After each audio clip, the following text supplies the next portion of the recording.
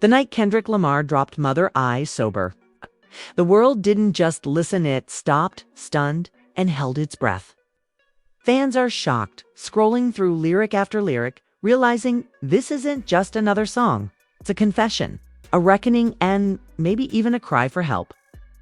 But no one, absolutely no one, was ready for what would come next. As the first haunting verse spilled out, rumors erupted online. Did Kendrick really just reveal secrets about his family no one ever knew? Is this a shot at someone close, or is it a plea for forgiveness? Twitter becomes a war zone, with half the world defending his honesty, while the other half accuses him of betraying his own blood. Emotions ran high, and within hours, group chats light up with wild theories. Was this the song that would finally break the silence in Kendrick's family, or the one that would tear them apart forever? Imagine, behind closed doors, relatives argue and fans beg for more answers. While industry insiders warn he may never recover from this. But in the chaos, one thing is clear: this isn't just a song. It's the spark that ignites a firestorm. And as the dust settles, everyone's asking, what will Kendrick do next?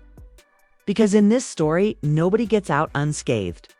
The moment Mother I Sober dropped, the world of hip-hop went from silence to shock in seconds. Kendrick Lamar had always been known for his honesty, but nothing could have prepared anyone for the depth of vulnerability pouring out in this song. The first verse wasn't just a collection of rhymes. It was a raw diary entry set to music, a confession delivered straight from the soul. Fans stared at their screens, some in tears, some in disbelief, replaying the song over and over, searching for answers in every line. Emotions ran high as group chats exploded with frantic messages. Did you hear what he just said about his family? Was that a shot at his uncle? Is he talking about himself or someone else? In those first few hours, every listener became a detective, piecing together clues. Trying to make sense of the story Kendrick had decided to tell, the reaction wasn't just limited to social media. In Kendrick's own family, the song hit like an earthquake. Sources close to the Lamar household reported a tense and divided atmosphere. Some relatives felt betrayed, blindsided by the public airing of private wounds. Others understood, even applauded Kendrick's courage. He's telling the truth, finally. One cousin allegedly messaged a friend, her words quickly shared in online fan circles. But not everyone was ready for that truth. Old arguments, long buried, came roaring back to life as relatives argued behind closed doors. Was this bravery, or was it recklessness? Did Kendrick have the right to put everyone's pain on display for millions to hear? At the same time, fellow artists and industry insiders chimed in, their voices adding fuel to the fire. A famous producer tweeted, "Never heard anything so honest in rap respect to Kendrick." But that's a heavy price to pay. Another hip-hop legend was reportedly furious, feeling that old loyalties had been shattered for the sake of a verse. Even some of Kendrick's closest friends struggled to process what had happened. One longtime collaborator admitted, "I knew he was going through it, but I didn't know it was this deep." Backstage at shows, in recording studios across Los Angeles, people whispered, speculated, argued, some worried for Kendrick's mental health, others for his safety. Meanwhile, fans dissected every lyric, every inflection. Conspiracy theories multiplied at record speed. Was Kendrick calling out a specific family member for betrayal? Was this a coded message for someone still living in pain? Theories ranged from wild to heartbreakingly plausible. Few fans even claimed to have spotted hidden messages in the song's production credits, sparking debates that raged for days. Reddit threads grew to thousands of comments overnight as strangers from all over the world weighed in on the drama unfolding not just in the Lamar family, but in the broader world of rap itself.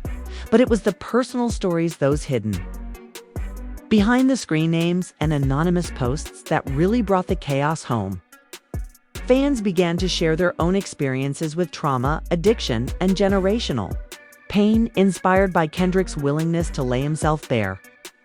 In comment sections and message boards, the phrase "Me Too" became a rallying cry, as listeners realized they weren't alone in their struggles. Some confessed that the song made them cry for the first time in years. Others admitted they had to pause the track, walk away, and return later. This was more than music. It was a mirror reflecting pain that so many had tried to ignore. Inside the Lamar household, things reached a boiling point. A close family friend described the scene as unbearable, like everyone was walking on eggshells. Kendrick's mother reportedly called him in tears, begging him to explain why he'd chosen to share their secrets with the world. A heated confrontation with a sibling nearly ended in violence as old resentments surfaced. One relative stormed out of a family meeting, slamming the door behind them, refusing to answer calls for days. Friends tried to intervene, hoping to broker peace.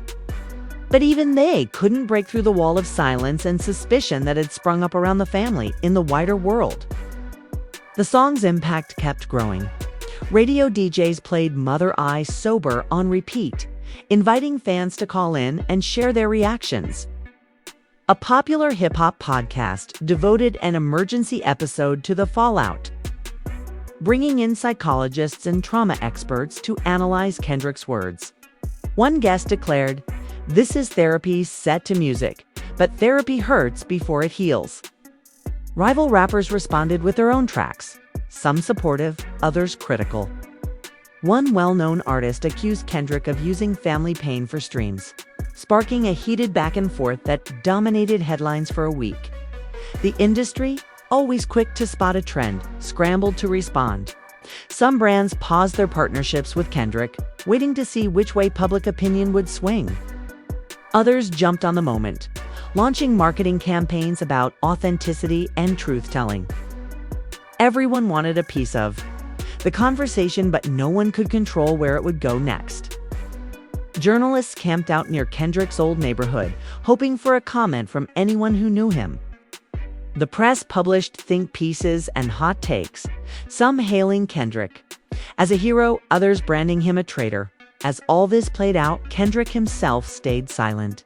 He didn't tweet, didn't post on Instagram, didn't show up at public events. Those close to him described a man haunted by his own words, restless, anxious, and reluctant to face the fallout. Some friends worried that he was retreating too far, while others insisted he was just processing everything in his own way. Rumors swirled about emergency meetings with his label, secret therapy sessions, even a possible trip overseas to escape the pressure. No one knew for sure, and the mystery only made the public more desperate for answers. And then, just as the noise seemed about to swallow everything, a new rumor hit the internet. Kendrick was working on a follow-up track, one that would respond to the backlash and dig even deeper into the story. Fans lost their minds, and the waiting began again. In group chats and online forums, everyone speculated about what Kendrick might say next, who he would address, and whether this time the family would be able to survive the truth. The suspense was unbearable, and as the days dragged on, it became clear. The real story wasn't just in the music. It was in the wounds it exposed, the conversations it started, and the world that refused to look away. By the time the first week ended, "Mother I Sober" had become more than a song. It was a cultural event, a flashpoint in the ongoing struggle between truth and loyalty, pain and healing. Everyone, it seemed, was waiting for the next chapter, holding their breath to see whether Kendrick would double down, apologize, or disappear altogether. But in the silence that followed, one thing was certain. Nothing in hip-hop, or in the Lamar family, would ever be the same. In the days following the release of "Mother I Sober," the storm around Kendrick Lamar refused to die down. If anything, the controversy grew hotter, with fresh revelations and mounting drama pouring gasoline on an already raging fire. The Lamar family, once private and fiercely loyal, found themselves at the center of a media circus. Fans and critics, Alike hounded every relative for comments, and even distant cousins were suddenly fielding interview requests from hungry reporters desperate for any scrap of insight. Inside the house, things only got worse. Kendrick's mother reportedly refused to leave her bedroom for days, overwhelmed by grief and shame. His younger brother posted a cryptic message on social media, "Sometimes the truth hurts more than silence," which was instantly dissected by the internet and interpreted as an accusation. The family was left divided, some defending Kendrick's honesty, others demanding he make a public apology. In the music world, reactions were equally explosive. A major hip-hop magazine published a cover story titled "Kendrick's Confessional: Too Real or Too Reckless?" Opinion columns debated whether the rapper was brave or selfish, and talk shows booked panels of expert psychologists, music critics, even former rappers to argue about whether airing family trauma could ever be justified. A respected radio host asked live on air, "Are we witnessing the next great turning point in hip-hop, or just a man losing his way?" Meanwhile, rival rappers seized the moment to take shots of their own, dropping response tracks laced with barbs about loyalty and betrayal. One particularly scathing verse accused Kendrick of selling pain to the highest bidder, igniting a feud that threatened to spill offline. All the while, fans continued to take sides, forming tribes around every new development. Some posted lengthy Twitter threads unpacking the song's lyrics, highlighting lines that resonated with their own experiences. "Kendrick's talking about my life, not just his," one user wrote, their tweet amassing thousands of likes. Others accused him of exploiting private trauma for fame, arguing that some stories are too sacred to share, even for art. The debate grew so heated that a viral hashtag Team Kendrick or hashtag Family First began trending, each side convinced they held the moral high ground. The comment sections of every relevant post turned into battlegrounds, filled with confessions, accusations, and desperate pleas for understanding. But the most dramatic twist was yet to come. On the fourth day after the release, an anonymous Instagram account leaked what it claimed were private DMs between Kendrick and a close relative. The messages suggested a fierce argument had erupted before the song dropped, with Kendrick allegedly warned, "If you do this, you'll lose us forever." The account quickly racked up thousands of followers as fans and haters alike scoured every screenshot for proof of authenticity.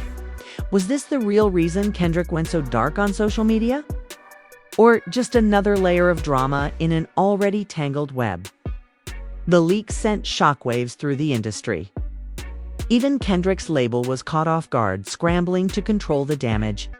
In a hastily released statement, they insisted the messages were taken out of context and never meant for public consumption. But the genie was out of the bottle, and no amount of spin could put it back in. Insiders whispered about emergency meetings and long nights in the label's legal department. Some speculated that Kendrick was considering a formal statement, maybe even an apology or a heartfelt interview to explain his side. Others claimed he was furious, feeling betrayed not only by his family but by the very team meant to protect him. As the world waited for his response, the Lamar family drama played out on an even larger stage. A tabloid published a photo of Kendrick's mother leaving her house, her face hidden behind dark glasses, surrounded by a swarm of paparazzi. Another news outlet interviewed a childhood friend who claimed Kendrick always had a lot on his mind. Maybe this was the only way he could let it out. Rumors spread that the family had held an emergency meeting in secret, trying to mend fences before things got even uglier. One relative, speaking anonymously, described it as the worst night we've ever had. Amid all this chaos, one thing became clear: Mother I Sober had struck a nerve deeper than anyone could have predicted. It was no longer just a song or even a family feud, was a public reckoning with pain, honesty, and the high price of truth. As the days dragged on, Fans and critics alike began to realize that Kendrick's story was forcing everyone to confront their own buried wounds. Reaction videos flooded YouTube, some creators breaking down in tears, others fiercely defending or condemning his choice. The song became a litmus test for the world. Are we ready to face the ugly realities hidden in our own lives? Or is it easier to point fingers and demand silence from those brave or desperate enough to speak out? Then, another bombshell hit. A well-known talk show announced an exclusive interview with Kendrick's mother, teasing that she would finally break her silence about the song and the storm it caused. Fans lost their minds. Would she defend her son or condemn him on national TV? As the air date approached, suspense built to a fever pitch. Everywhere, people wondered, could anything heal the wounds this song had opened, or would the fallout destroy the family and maybe even Kendrick himself for good? As the lights dimmed in the studio and the cameras rolled, the world leaned in, hungry for answers and hoping. Maybe for a little healing in the middle of the storm. And in the silence before the first question, one thing was certain. The story was far from over. The anticipation before the televised interview with Kendrick's mother was unlike anything the hip-hop world or even mainstream America had seen in years. Social media was ablaze. Group chats buzzing with predictions and hot takes. Some believed she would defend her son fiercely, painting him as a truth-teller trapped by the burden of family secrets. Others feared she would break down, tearfully blaming Kendrick for ripping open old wounds and exposing the family's private pain to the world. Whichever way it went, everyone agreed this was must-see TV. And the fallout would be seismic. As the interview began, the host's tone was gentle but probing. "Why do you think Kendrick chose to share so much in Mother I Sober?" she asked, her voice calm but loaded with expectation. Kendrick's mother paused for a long moment, her eyes glistening under the studio lights. "Sometimes pain has nowhere to go but out," she replied softly. "I love my son, and I know he's hurting. But some things I wish he'd kept inside." The world heard her heart break and the honesty behind it. Emotions ran high, both in the studio and in living rooms everywhere. As the interview aired, fans live-tweeted every word, hashtags like #KendrickMom and #TruthHurts trending worldwide. Family members watching at home reportedly broke into fresh arguments, with some moved to tears, others simmering with resentment. One cousin reached by phone after the broadcast said, "This family's been through a lot, but tonight, don't know if we'll ever be the same." Friends who once tried to play peacemaker admitted privately that they'd given up. The rift now too deep to fix with a phone call or a home-cooked meal.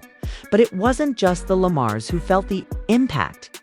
In the music industry, label executives debated pulling support for Kendrick's future projects, worried the drama had tainted his brand. Others, sensing opportunity, doubled down on their support, releasing merch and bonus tracks inspired by the controversy. Rival rappers used the moment to drop their own response songs, some expressing empathy, others calling Kendrick a sellout or a martyr. One particularly viral track featured the line, "When family bleeds, the world watches," echoing the public's hunger for every painful detail. As the dust settled from the interview, a new wave of speculation gripped the fan base.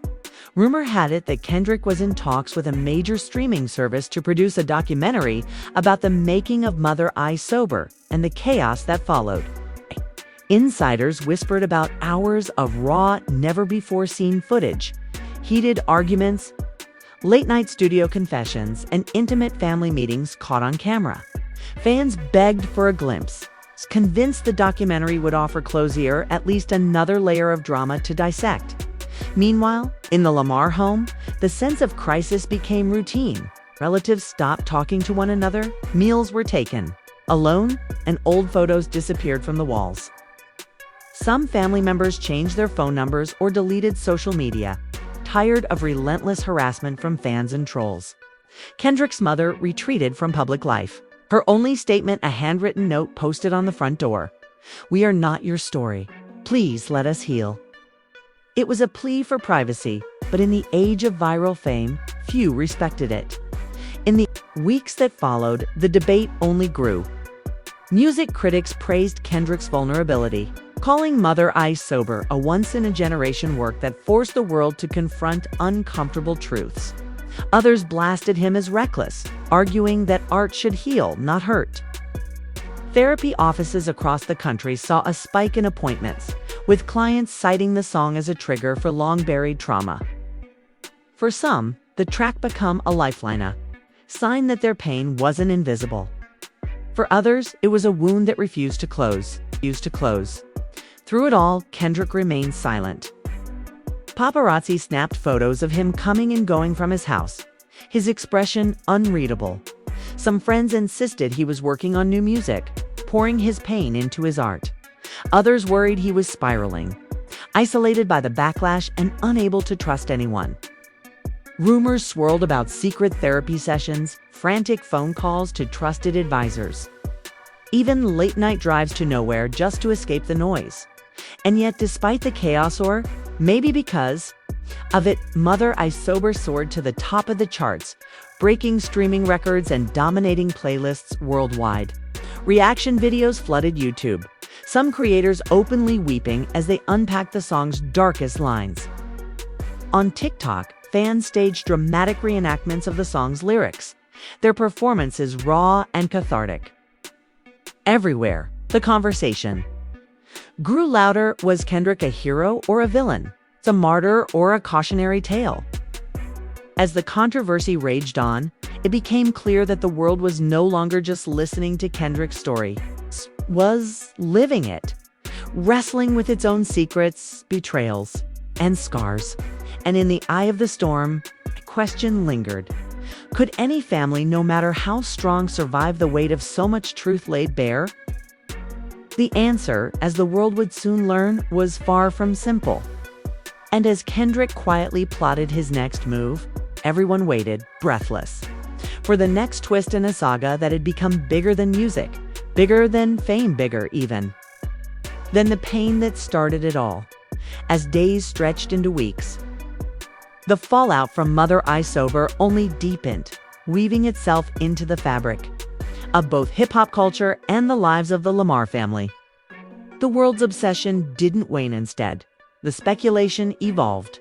Music journalists published long-form essays dissecting every nuance of the verse, comparing it to legendary confessions in rap history.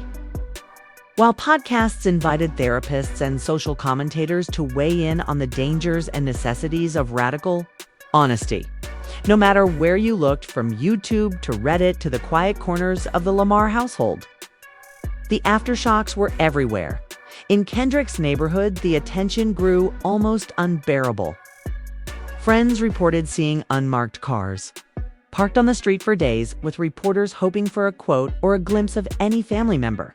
At the local barber shop, former safe haven conversations would start in low voices about the old days, before someone inevitably raised the question, "Do you think Kendrick should have said all that?" Heated debates would break out, some siding with Kendrick's bravery, others claiming families should always stay private. More than once, arguments ended with someone storming out, the air thick with unresolved pain. But the most unexpected turn came when an estranged member of the Lamar family, Kendrick's uncle, who hadn't been seen at holidays for years, surfaced online with a video post of his own, looking exhausted but determined. He claimed that the story in Mother I Sober was only half the truth, that there were layers of family history even Kendrick didn't understand. "Pain runs deep, but memory runs deeper," he said, hinting at secrets that predated even Kendrick's birth. The video went viral within hours, fans poring over every detail of the uncle's account. Some believing him, others accusing him of clout chasing. But one thing was certain: the family drama was no longer confined to Kendrick's lyrics. The impact rippled outward. At school assemblies and church gatherings, people referenced Kendrick's song as a cautionary tale and a conversation starter. Talk to your family before you talk to the world. A pastor advised one Sunday while at a nearby high school. Students debated whether art should be used to air private pain or heal it. Some young people, inspired by Kendrick's vulnerability, started opening up about their own struggles, leading to school counselors reporting an uptick in students seeking help. In this way, Kendrick's music became more than a confession, it was a cultural reckoning, forcing communities to confront the shadows in their own homes. Meanwhile, the Lamar family's attempts to repair the damage played out in fits and starts. Kendrick's mother, weary from the public scrutiny, tried to organize a family dinner, hoping to rebuild at least some trust. But as the night wore on, old wounds reopened. His brother accused Kendrick of betraying the bloodline for applause, while a cousin defended him, arguing that someone had to break the cycle of silence. The argument turned fierce with raised voices and slammed doors until finally, Kendrick himself spoke up for the first time in weeks. His voice was steady but soft. "I did this for me, for all of us. Maybe it was wrong. I couldn't keep it inside anymore." The confession brought a moment of quiet, but no easy resolution. As the family scattered, some left in anger, others in tears. That night, Kendrick wrote in his journal for hours, trying to make sense of the choices that had led him here. Outside, fans kept vigil on social media, still arguing, still choosing sides, still hoping for some kind of closure. As if on cue, the music industry began to respond with renewed energy.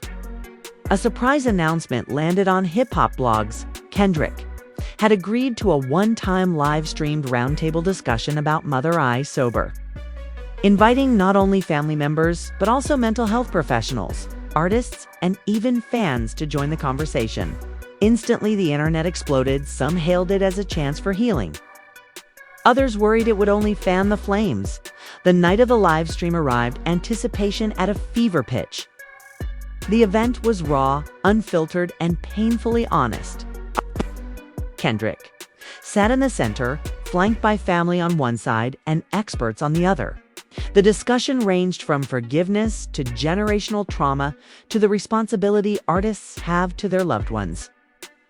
Kendrick's mother spoke carefully, admitting her pain but also her hope that the honesty might help others. His brother, still visibly hurt, confessed he hadn't forgiven Kendrick, but maybe one day he could try. Fans called in from around the world, some sharing their own stories of pain and healing, others challenging Kendrick's decisions. Emotions ran high, but for the first time, there was a sense that the conversation might actually lead somewhere new.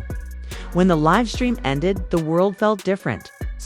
Some wounds were still raw, but the act of coming together, even in conflict, felt like progress. Kendrick didn't offer any easy answers, and no one walked away completely satisfied. But for the first time since Mother I Sober dropped, there was a glimmer of hope that the family and maybe even the fans could move forward. Not in spite of the pain, but because of it. The next morning, Kendrick posted a single message. On social media, "Healing is a journey, not a line in a song." The words went viral, shared by millions, quoted by talk show hosts and counselors, printed on t-shirts and murals in the city. And as the world took its first tentative steps toward healing, the song that started it all remained at the center, an unflinching testament to the power of truth. And the scars it leaves behind as the days passed after the explosive livestream. The world kept spinning, but the shockwaves from Mother I Sober were still being felt everywhere. In the Lamar home, the tension didn't vanish overnight, but the air had shifted. The family, raw and exhausted, found themselves sitting together for the first time in months. No cameras, no outsiders, just siblings, cousins, and a mother too tired to keep fighting. At the kitchen table, where so many arguments had started, the talk this time was different.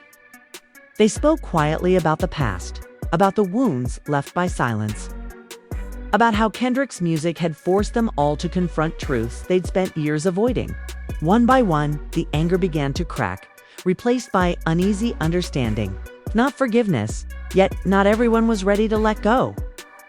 Kendrick's brother, still stung by the exposure, warned words like that. Once they're out, they can't ever be taken back. Cousin, voice trembling, admitted she'd felt ashamed when fans started messaging her, demanding answers for choices she hadn't made. Kendrick listened, apologizing not just for the song, but for the pain it had. Unearthed. "I thought telling my story would set me free," he said. "I didn't know it would put you all on trial, too."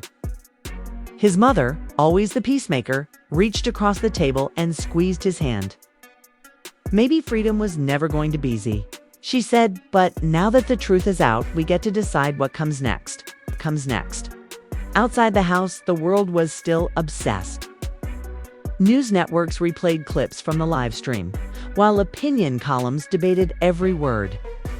Talk shows booked experts to discuss the Kendrick effect, the sudden wave of honesty rippling through families and friendships everywhere.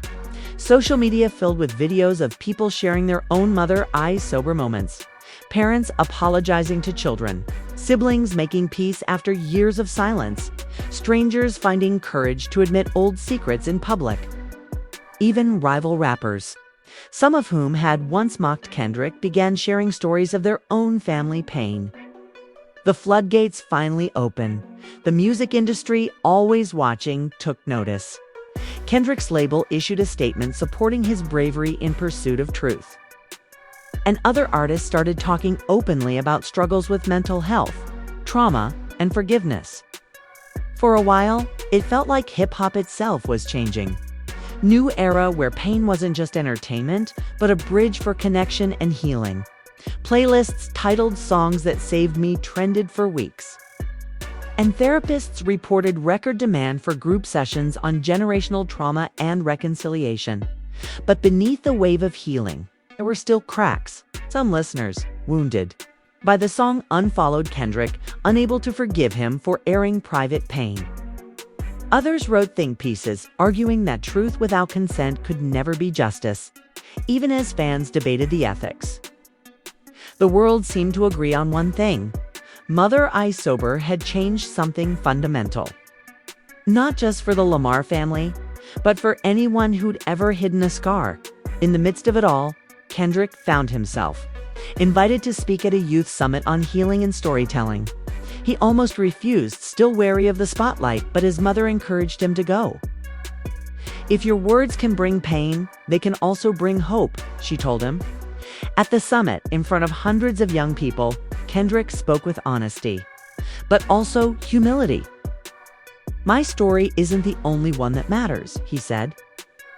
"All of us are carrying things we think no one will understand. Sometimes telling the truth hurts the people we love, but silence is its own kind of wound. Maybe the only way forward is together." The crowd, filled with kids who'd grown up on his music, responded with a standing ovation. Some wiped away tears. Others simply looked relieved that even their heroes didn't have it all figured out. After the event, a group of teens approached Kendrick, sharing stories of families torn apart by addiction and secrets. "Your song made my mom finally talk about what happened to her," one said quietly. "I think we're going to be okay now." Back at home, the family still had rough days, and forgiveness didn't arrive all at once. There were awkward dinners, tense holidays, and stretches of silence.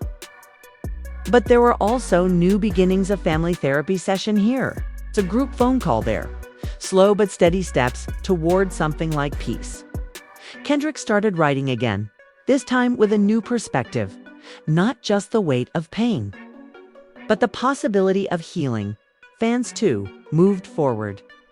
Some continued to debate, others just played the song on repeat, letting it become the soundtrack to their own journey through pain and hope. Mother I Sober settled into history not just as a viral hit, but as a milestone, a song that sparked 1,000 conversations, brought wounds into the open, and left the world forever changed. And as the sun set on this chapter, everyone Kendrick, His family and the millions who'd watched from the sidelines understood that healing isn't quick or easy. But it's possible. Sometimes, the bravest thing anyone can do is speak the truth and trust that. In the end, love can survive even the most painful confessions, as the echoes of Mother I Sober continue to ripple through the lives of Kendrick, his family, and millions of listeners. One thing has become clear: there's no such thing as a simple ending when it comes to telling the truth. Healing is messy, forgiveness takes time, and some wounds never fully close. But what matters most is that the conversation has started, and no one has to walk through the darkness alone. So now, it's your turn. After everything you've heard, what's your take? Do you think Kendrick was right to air out the pain that shaped his life, even if it left his family divided? Or are there some truths better left unspoken? Maybe you've seen your own struggles reflected in his story. Or maybe you're still searching for the courage to speak your own truth. Whatever you're feeling, this is your space.